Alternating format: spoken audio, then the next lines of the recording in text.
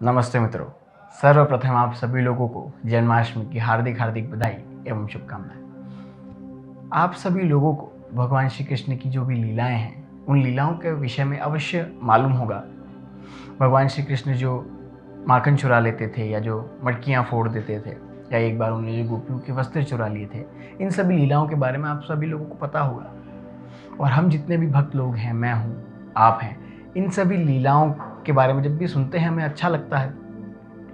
और मैं आशा करता हूँ कि आपको इन लीलाओं के पीछे जो अर्थ है या फिर भगवान श्री कृष्ण ने इन लीलाओं क्यों रचा, यह बात आपको ज़रूर पता होगी, ऐसी मेरी आशा है। लेकिन कुछ लोग ऐसे होते हैं, एक वर्ग ऐसा होता है जो अपने आप को दूसरों से अलग बताने के लिए, हटके इंटेलिजेंट बताने के लिए किसी भी अच्छी बात में कमियां खामियां ढूंढते हैं और फिर उनका अपोज करने लगते हैं। इसी प्रकार कुछ लोग ऐसे हैं जो ओवर स्मार्टनेस के चलते अपने आप को ज़्यादा इंटेलिजेंट बताने के लिए भगवान श्री कृष्ण की इन लीलाओं को केवल ऊपर ऊपर से देखते हैं, बिना किसी रिसर्च या बिना कुछ पढ़े वो ये बोल देते हैं कि ये कैसी लीलाएं हैं। किसी को परेशान करना ये तो गलत काम है, आपके भगवान तो गलत काम कर रहे हैं और आप उनको पूछ कैसे सकते हो, ऐसे कुछ लोगों का कहना होता है।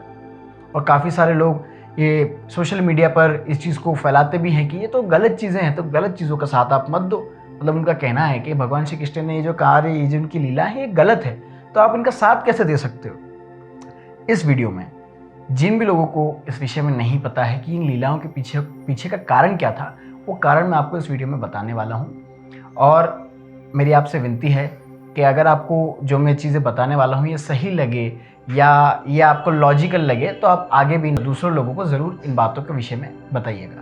जो गोकुल में सभी लोगों के घर में जो माखन रखा होता था, ऊपर रखा होता था, अपने मित्रों की सहायता से उस माखन को निकाल लेते थे, या तो वैसे खा लेते थे या कभी बंदरों को भी वो खिला देते थे। लेकिन वो जो माखन रहता था, वो जिसका माखन होता था वो उस माखन का यूज़ नहीं कर पाता था। तो इस लीला के पीछे एक बहुत ही सिंपल और एक बहुत ही लॉजिकल कारण है। उस समय कंस का ये कहना था कि उसने एक टैक्स लगाया हुआ था। अब उस समय हम जो आज पैसा यूज़ करते हैं, इस प्रकार पैसा नहीं होता था। मुद्राएं ज़रूर होती थी, सोने की, चांदी की, इस प्रकार की। लेकिन उस समय जो कमोडिटीज़ है उनका एक्सचेंज भी होता था। किसी के पास कोई सामान है, किसी के पास कोई सामान है, तो सेम नीड्स हैं, इसके पास जो सामान है उसको ये चाहिए, तो वो एक्सचेंज कर लेते थे। इस प्रकार से उस समय काम चलता था। तब कंस का कहना था कि गोकुल से आसपास के जितने भी गांव हैं, लेकिन गोकुल में प्राय मुख्यतः वहाँ पर दूध, मक्खन, छाछ वगैरह ये सब चीज़ें वहाँ पे बनती थी। वहाँ पे मुख्यतः लोग गाय पालने वाले ही लोग रहते थे। तो वहाँ से कंस ये सब चीज़ें, जो भी डेयरी प्रोडक्ट्स है, जो दूध से बनने वाली चीज़ें, वो मंगाता था। और इतना ज़्यादा उसने वो टैक्स लगाया हुआ था कि उन लोगों के पास कुछ बचता नहीं था।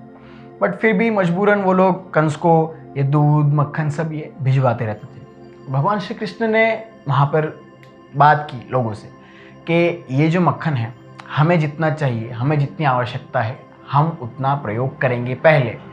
उसके बाद जो बचेगा उसमें से जो बनता है, जितना टैक्स बनता है उतना हम कंस को ज़रूर देंगे। लेकिन ये बात हम बिल्कुल नहीं मानेंगे कि पहले हम टैक्स का जो भी कंस लगाया हुआ है वो दे दें और फिर बच्चे कुचे में जो भी हमारा काम चला है। तो वो बिल्कुल उनके लिए मान्य था नहीं। भगवान श्री कृष्ण मानने को तैयार नहीं थे। उन्होंने जो गोकुल के जितने भी सभी लोग हैं उनसे कहा कि आप ये जो दूध के रूप में आप टैक्स दे रहे हैं, टैक्स देना आप बंद करो। पहले आप अपने लिए जितना ज़रूरत है उतना लो और जितना टैक्स बनता है उतना कंस को भेजना। लेकिन उस समय भगवान श्री कृष्ण की उम्र काफ़ी कम थी। भगवान श्री कृष्ण 12-13 साल के थे, तब तक ही वे गोकुल वृंदावन में रहे। उसके बाद वे मथुरा चले गए। फिर जो महाभारत का जो काल था वो शुरू हो गया। वो फिर गुरुकुल चले गए। उन्होंने शिक्षा ऋषि संदीपानी जी के आश्रम में शिक्षा ग्रहण की। तो 12-13 साल की उम्र तक भी वे वहाँ रहे। तो वे एक अपने बाल स्वरूप में सभी लोगों को समझाते थे, लेकिन लोग मानते नहीं थे। तो भगवान श्री कृष्ण ने उनके मित्रों के साथ मिलकर क्या करना शुरू किया, जो भी गोपियाँ मथुरा के लिए वो दूध, छाछ लेके जाती थी, उसको वो वहीं फोड़ देते थे कि तुम मेरी बात नहीं मानोगे तो मैं एक गलत काम नहीं होने दूंगा। ये जो तुम अपने घुटने टेक रहे हो, हार मान रहे हो, या फिर ये जो कंस इतना गलत कर रहा है, उस गलत के सामने तुम चुप बैठे हो, आवाज़ नहीं उठा रहे हो, ये मैं नहीं तुमको करने दूंगा। तो वो मटकियाँ फोड़ देते थे, माखन चुरा लेते थे। तो इस प्रकार से उन्होंने काम चालू किया। तो उसके बाद गांव वालों ने प्रश्न उठाया कि अगर हम ऐसा करेंगे तो कंस जो है अपनी सेना भेजेगा, जो भी उसके मित्र हैं, जो दानव वगैरह हैं, उन्हें भेजेगा। तो भगवान श्री कृष्ण ने कहा उसकी चिंता तुम लोग मत करो, उसकी चिंता करने की तुम्हें कोई भी ज़रूरत नहीं है, उसकी चिंता करने के लिए मैं हूँ, मैं जो कह रहा हूँ तुम मेरी बात मानो। तो इस प्रकार से भगवान श्री कृष्ण ने जिम्मेदारी भी ली उस चीज़ की कि कंस अगर कुछ भी करता है, कोई दानव भेजता है, अपनी सेना भेजता है, तो मैं हूँ यहाँ पर, मैं उसको देख लूँगा, लेकिन ये जो दूध, ये जो गलत चीज़ें, जो गलत टाइप का टैक्स है, हम नहीं देने वाले हैं। तो इसीलिए वो जो माखन मटकियाँ फोड़ देते थे या गोपियों को परेशान करके उनके सर से मटकियाँ गिरा देते थे, माखन चुरा लेते थे, तो ये उनका एक तरीका था वहाँ के लोगों को सही रास्ता दिखाने के लिए, या बोलते अपने हक के लिए लड़ने का एक तरीका था उनका कि वो अपने हक के लिए लड़े वहाँ के लोग। तो भगवान श्री कृष्ण ने ये लीलाएं रचाना शुरू की। और देखा जाए तो जो भी गांव वाले थे, भगवान श्री कृष्ण इतने प्रिय थे सभी को, इतने उनके दिल में, हृदय में बसे हुए थे कि किसी को बुरा भी नहीं लगता था जब वे इस प्रकार की लीलाएं रचते थे। लेकिन समय के साथ में जब भगवान श्री कृष्ण ने करना शुरू किया, और कंस अपने वो भी भेजता था, अपने जो दानव वो भी भेजता था, और भगवान श्री कृष्ण उन दानवों को मार देते थे और गांव वालों पर कोई संकट नहीं आने देते थे। तो ये जो दूध, ये जो छाछ वगैरह का, ये जो मटकी फोड़ने का सब है, ये जो लीला है, ये लीला उन्होंने वहाँ के लोगों को शोषण से बचाने के लिए की थी। अब जितने भी लोग हैं जो फालतू की बातें करते हैं कि ये कैसा काम है, तो ये उनका उद्देश्य था, वहाँ के लोगों को शोषण से बचाना भगवान श्री कृष्ण का उद्देश्य था। और उन्होंने अपना काम जो था वो किया, उन्होंने गांव वालों को समझाया भी सही और उनको शोषण से बाहर भी निकाला। अब एक जो लीला भगवान श्री कृष्ण ने रची थी वह यह थी कि एक बार गोपियाँ एक सरोवर में नहा रही थी, और तब भगवान श्री कृष्ण ने क्या किया, वहाँ पे जो उनके वस्त्र रखे हुए थे तालाब से बाहर, सरोवर से बाहर, वो वस्त्र उन्होंने लिए और वो पेड़ पे चढ़कर बैठ गए। और जब गोपियों ने देखा कि हमारे वस्त्र वहाँ नहीं है, तो उन्होंने कृष्ण भगवान से वस्त्र मांगे और फिर उसके बाद उन्होंने उनके वस्त्र दे दिए। अब यह जो घटना है वो बहुत ही अधूरे ढंग से, बिना इसका अर्थ समझाए आप लोगों को बताई जाती है, स्पेशली सीरियल्स के माध्यम से। काफ़ी सारे सीरियल्स ऐसे हैं जिसमें लॉजिक नहीं बताया जाता है, वो सीरियल बनाए इसलिए जाते हैं, वो एज अ भक्त की नज़र से बनाए जाते हैं। तो ये जो सीन था, इसके पीछे एक बहुत क्लियर लॉजिक है। आप लोगों ने कहीं भी, आप पब्लिक किसी भी जगह पर नहाते हुए, चाहे गंगा घाट हो गया, किसी भी तीर्थ स्थल पे जब पब्लिकली लोग नहाते हैं, तो आपने देखा होगा कि स्त्रियां, महिलाएं किस प्रकार नहाती हैं। पूरे कपड़े पहनकर महिलाएं, स्त्रियां किसी भी ओपन स्पेस में नहाती हैं।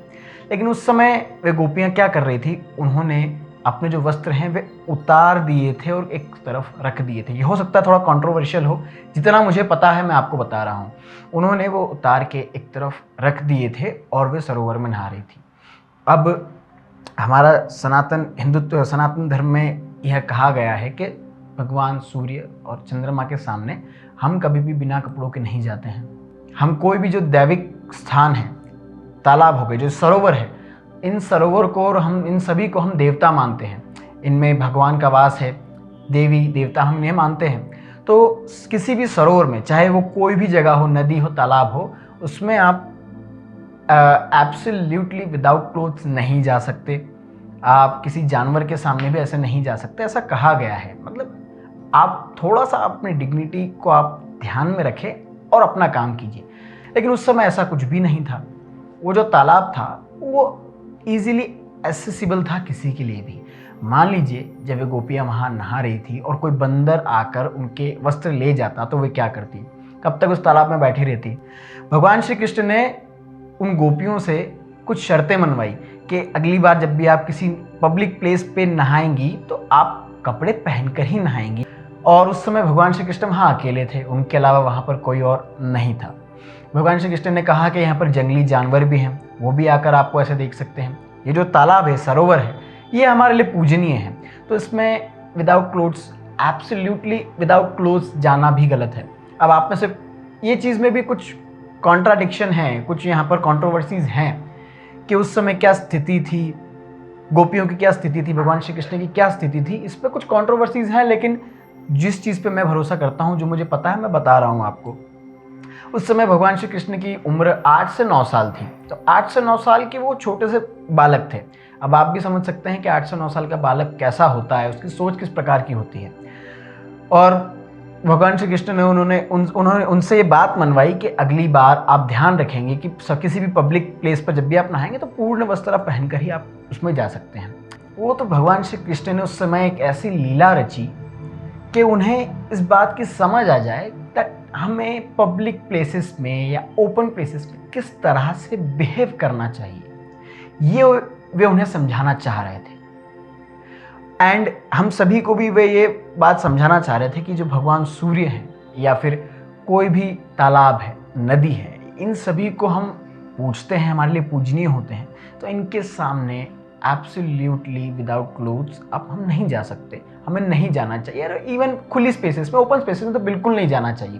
तो भगवान श्री कृष्ण उनके वस्त्र लेकर पेड़ पर चढ़ गए, उनकी तरफ पीट करके उन्होंने पूरे समय बात की। उस समय उनकी उम्र 8 से 9 साल थी और ये सारी शर्तें उन्होंने उनसे मनवाई कि अगली बार आप ऐसा काम नहीं, अगली बार आप करें लेकिन इस तरह से आप स्नान नहीं कर सकती, आपको थोड़ा ध्यान रखना पड़ेगा क्योंकि आपके साथ ही कुछ गलत हो सकता है, डिग्निटी पर बात आ सकती है। लेकिन ये पूरी बात श्री कृष्ण भगवान ने उनको समझाई और उनके वस्त्र उन्हें दे दिए और गोपियों को ये बात समझ में भी आई।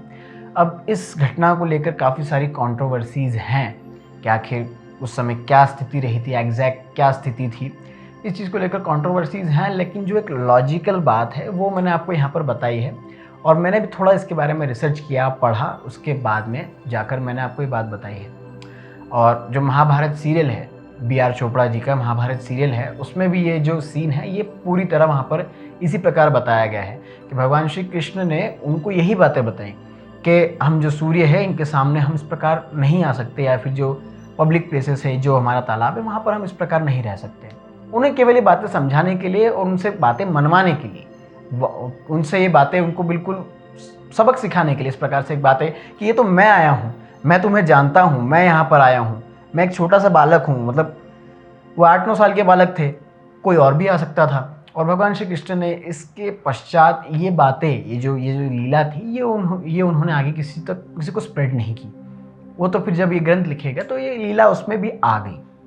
लेकिन इस प्रकार से उन्होंने उन गोपियों को समझाया और उनको ये बात समझ में भी आई।